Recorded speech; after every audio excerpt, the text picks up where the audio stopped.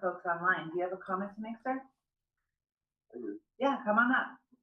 Okay. A little rusty. I haven't been here since before COVID. That's okay. My name is Raymond Sidney Collins, and I live on south of town. I live in town here. Just some observations. Probably I've done this in the past. I want to say that poverty is expensive.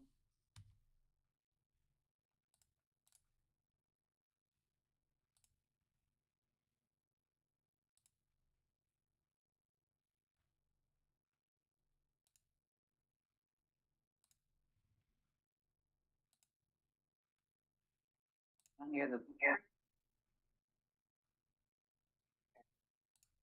Hey, there goes the clock tower. So I'll call this November 10th meeting of the Jefferson County Board of Commissioners to order. Good morning, everyone. Good morning.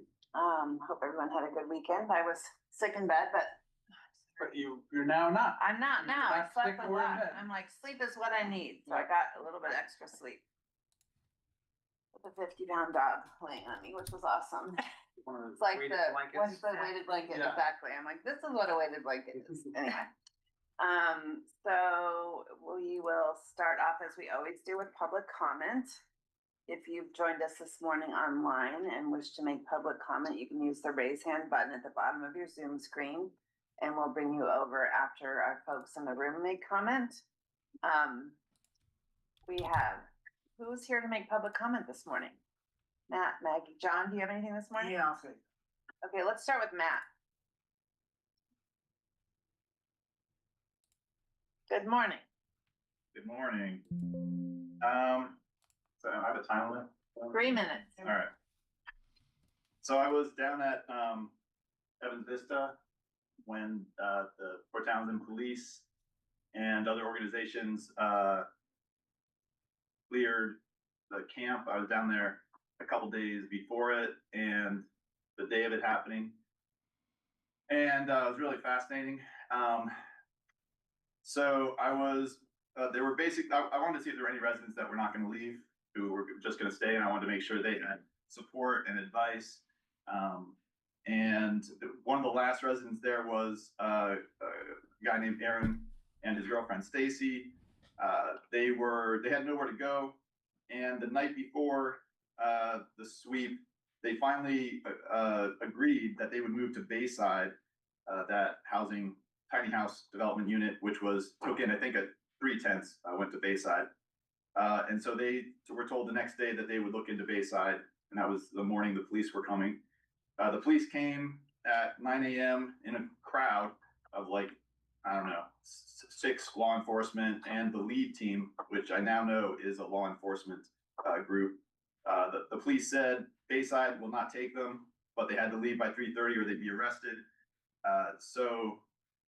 But lead was there, and they said they had a solution, some sort of solution for where they could go. So I then followed the police to just record as they gave trespass warnings to residents, and they gave trespass warnings to Aaron and his girlfriend there. And I didn't hear what place they said they were going to take him to. But I went, and after I was recording the police as they were giving citations, the police told me that they were going to trespass me if I kept on following them and recording them. So I went back to see Aaron and find out what the plan was. Eventually, the lead team came with trucks because Aaron agreed to go to this new spot they had picked out. They loaded up the trucks with his stuff. He had a lot. He'd been there 2 years. And they moved him over the course of hours, and he just got out of there by 3:30. And I was there helping a last couple residents pack up their stuff with other amazing volunteers that were there. And then the Port Townsend Police decided to give me a trespass citation or a warning right as the last vehicle was leaving. The next day I went to find where Aaron was. I was like, where is this place? Where'd they put him? And so long story short, they are on, they're not on legal land. The lead team put them in the county. They put them on private property. I think I called the lead team. I think they were intending to put them on county land, but I called the sheriff. Sheriff said, either way, they can't stay there. They're going to be, So I'm now very familiar with where people are staying.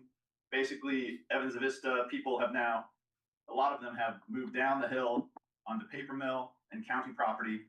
And, That's 3 minutes. so I don't know what their plan is, but I think we can do better than just shoving them down there. They don't have bathrooms, they don't have water, they don't have electricity, emergency services can't get to them.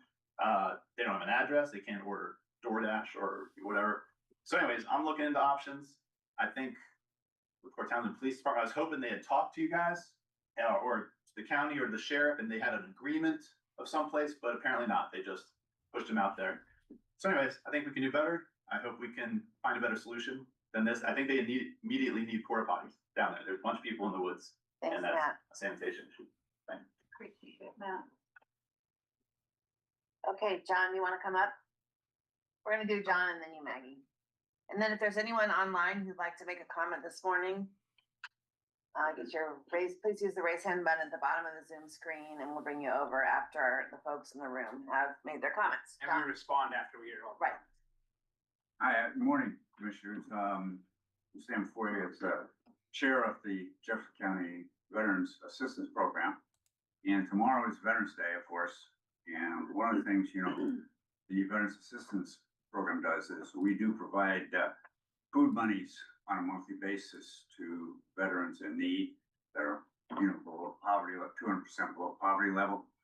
And, what Matt was talking about, those people that are out there in those camps, some of them are veterans that we somehow can't manage our outreach to. And I'm, working with my committee to try to figure out some other outreach things to bring more people in, because we have the funds available to do that.